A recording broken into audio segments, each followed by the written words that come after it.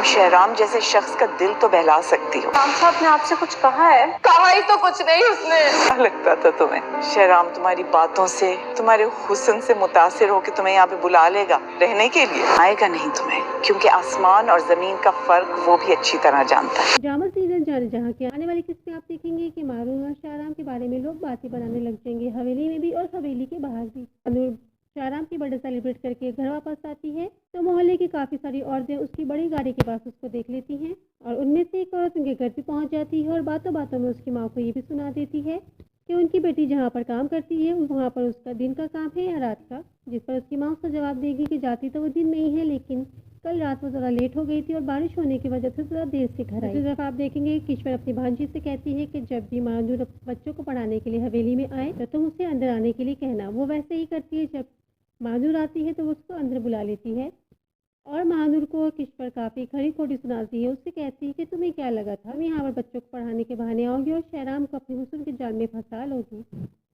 शहराम तुमसे दिल तो बहला सकता है लेकिन आसमान और ज़मीन का फ़र्क तो वो भी बहुत अच्छे से जानता है, वो कभी भी तुम्हें नहीं अपनाएगा।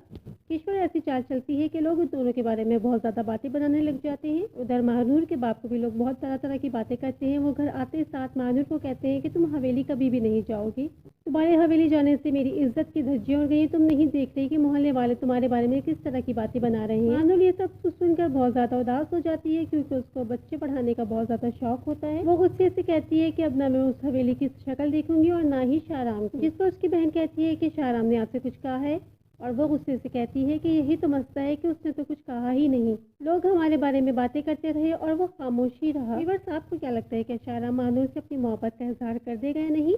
आपकी जो भी राय हो कमेंट सेक्शन में लाजमी बताइएगा। वीडियो अच्छी लगी हो तो लाइक कर दीजिएगा। मज़ीद इस तरह के ड्रामा रिव्यूज़ के लिए मेरे चैनल को सब्सक्राइब करना बिल्कुल नहीं भूलिएगा। अल्लाह हाफ़िज़।